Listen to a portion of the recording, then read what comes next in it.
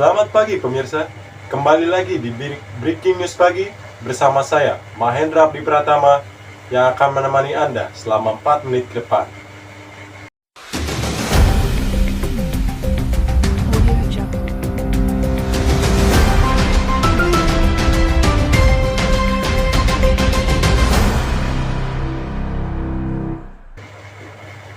Rusia kirim hujan rudal ke Ukraina 2 hari usai tunjuk jenderal penghancur Aleppo sebagai komandan. Rusia mengirim serangkaian serangan rudal ke kota-kota Ukraina, termasuk Lviv dan Kiev, yang relatif damai beberapa bulan belakangan. Pada Senin, 10 Oktober tahun 2022, serangan ini mengejutkan Ukraina dan dikhawatirkan meningkatkan eskalasi konflik. Serangan tersebut diluncurkan hanya 2 hari usai Rusia menunjuk komandan perang baru di Ukraina, yakni Jenderal Sergei Surovikin. Ia sebelumnya memegang komando pasukan di Rusia di Suriah dan dituduh ikut bertanggung jawab atas kampanye bombardir brutal yang menghancurkan sebagian besar Aleppo.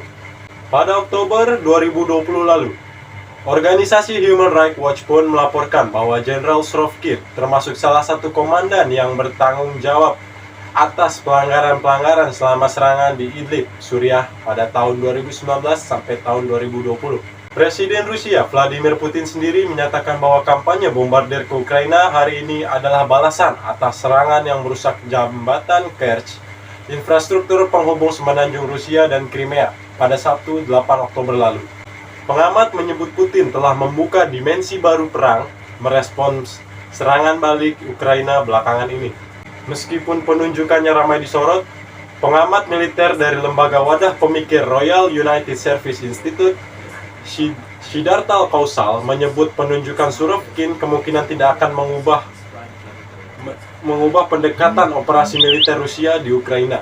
Menurutnya, Surovikin punya karakter yang dinodai dengan tuduhan-tuduhan korupsi dan brutalitas.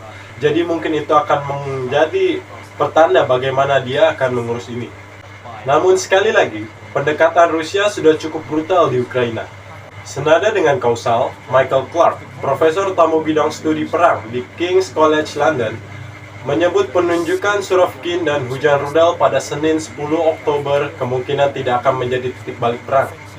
Kemungkinan terburuknya yang Rusia lakukan adalah menambah penderitaan warga sipil Ukraina, yang mana akan memperteguh ketetapan hati warga Ukraina dan Rusia masih kalah di lapangan. Pada Senin 10 Oktober, Kementerian Pertahanan Rusia mengaku bahwa pihaknya menyasar pusat komando militer dan fasilitas komunikasi dan infrastruktur energi. Namun, Kiev menuduh Moskow secara sembrono turut menghantam gedung-gedung sipil. Otoritas Ukraina melaporkan Rusia menembakkan 84 rudal ke 10 kota. 56 diantaranya disergap sistem pertahanan udara. Setidaknya 10 orang tewas dan lebih dari 60 orang lain terluka dalam serangan rudal Rusia.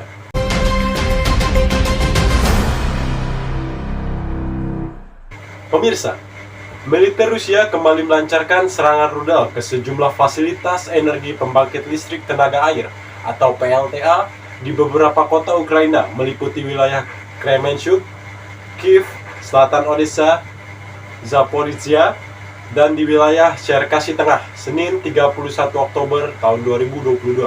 Kirilo Timoshenko, pejabat senior di kantor Presiden Ukraina, mengklaim sekitar 40 rudal milik militer Rusia telah terdeteksi bermanuver di kawasan udara Ukraina sebelum meledak di sekitar fasilitas energi. Akibat serangan ini, membuat semua wilayah Ukraina membunyikan alarm peringatan termasuk ibu kota Kiev. Belum diketahui berapa jumlah korban meninggal dan luka-luka akibat dari serangan ini. Namun menurut Euronews, imbas dari amukan Rusia tersebut, 350.000 unit apartemen di Ukraina mengalami pemadaman listrik dan air hingga batas waktu yang tidak ditentukan lantaran fasilitas penyediaan air dan energi hancur terkena serangan rudal. Serangan seperti ini bukanlah kali pertama yang dilancarkan Rusia pada pekan lalu. Rusia juga dilaporkan telah menargetkan pengeboman sejumlah fasilitas listrik setelah jembatan Crimea meledak.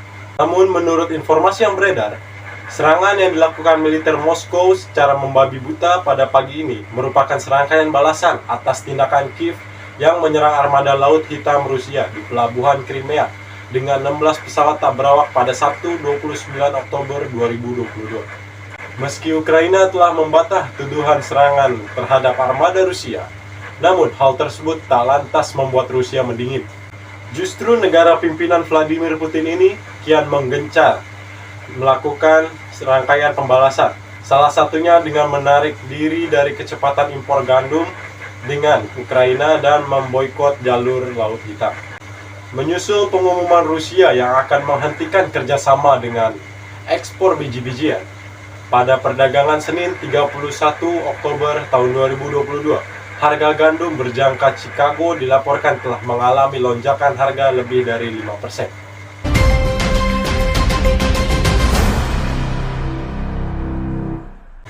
Berikut informasi yang dapat kami sampaikan. Saya, Mahendra Abdi Pratama, beserta para kru-kru yang bertugas, pamit undur diri. Terima kasih dan sampai jumpa.